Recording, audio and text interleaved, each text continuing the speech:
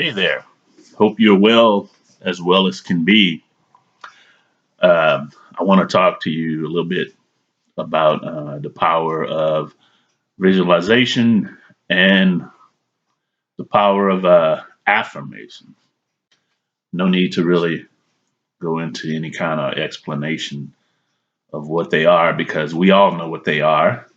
We all know to visualize is to formulate a mental picture inside our mind and formulate it, infuse a measure of consciousness into that picture so that it gets projected out into the world because that's what the mind does. It projects, it radiates, the spirit radiates mental light, which we call thought, a thought being um, light radiating from the spirit, and the picture is infused into that light.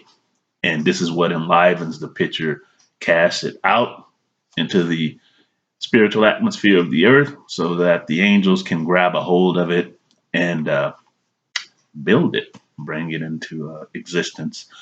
We also know, likewise, the power of affirmations. We have the power to speak things into existence. We can speak things. It's like, akin to praying. We can speak things, and just like the angels can can perceive and capture those mental pictures. Likewise, they can hear our words and bring whatever we speak, begin to build upon that which we speak, and make it happen. But when it comes to visualization and when it comes to affirmations, something strange is going on within the realm of the human existence. So many people, I mean, just scores of people are miserable. How can it be that people are so miserable with this tremendous power, these two tremendous powers, amongst other powers, um, within their possession? I mean, think about it. That's pretty miraculous and incredible that you can visualize or speak things into existence. But most of us aren't doing it. And the reason why that is, I believe, is because people are trying to do so.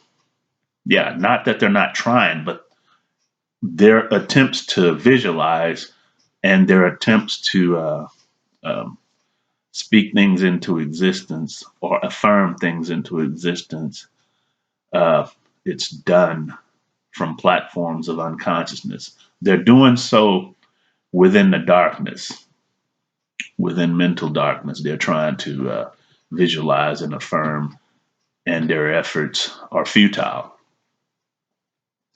It's like being in the dark and having no light or even a little flashlight to see where you're going or what you're doing, being in total darkness without a light. And when you're in darkness without a light, that which you wish to have by way of visualization, it transmutes into a fruitless fantasy. So we fantasize about what we want as opposed to being able to visualize it into existence. And when you do affirmations from within the darkness of unconsciousness, it's like what the Messiah called uh, vain prayer, vain attempts to pray because affirmations are akin to prayers and you're doing it from within unconscious darkness. So it just becomes vain repetition. And what's so interesting is the fact that it gets past a great deal of us, especially those that call themselves Christians, that the Messiah tried to tell us. You got to put things first. And that's why he said, seek ye first the kingdom of God and his righteousness, and all these things will be added unto you.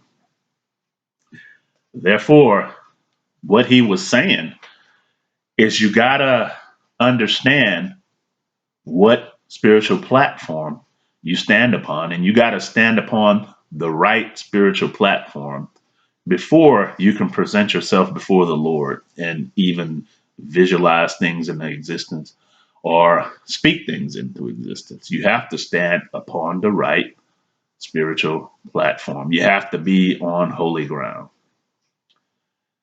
And it's unfortunate because many of us are, we think backwards.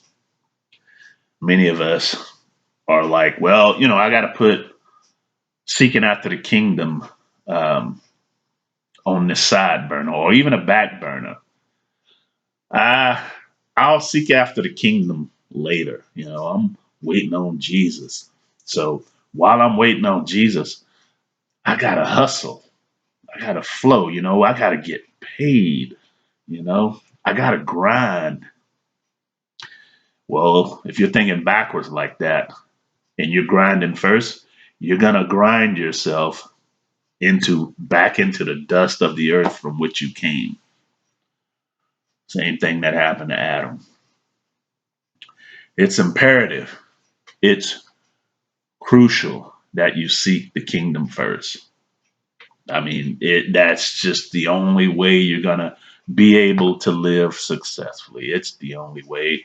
There is no way around it.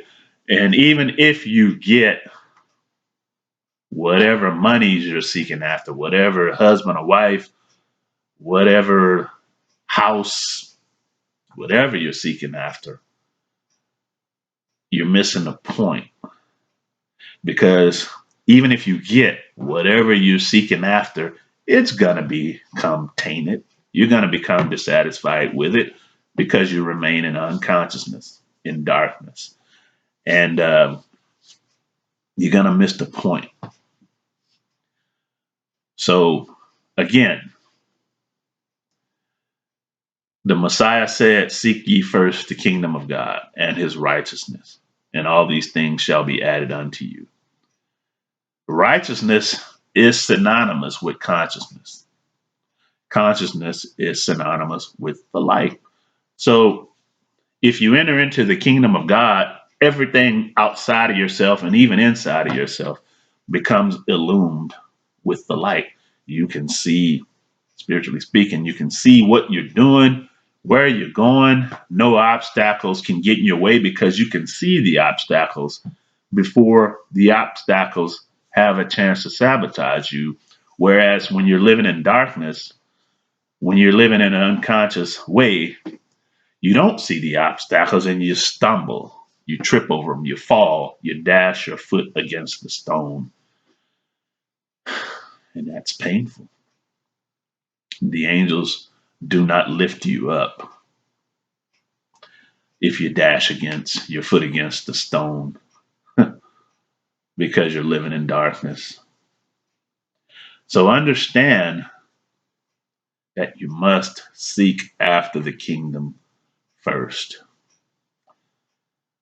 Otherwise, while you're focused on the daily grind, you unknowingly, in a spiritual and mental sense, are being ground back into the dust of the earth from whence you came. And even if you get whatever you seek of from this world, you're not gonna appreciate it. After a period of time, whatever house, whatever job, whatever spouse, however much money, you're gonna become dissatisfied, disenchanted, and you're going to long for something else. What is that something else that you're going to long for? Is what the Messiah told you to seek after in the first place, the kingdom of God. So, anyway, seek ye first the kingdom of God and his righteousness, and all things else shall be added unto you. Thank you for listening. Again, hope you all are well. Join the Spiritology Television Network. Subscribe on this YouTube channel. And God bless.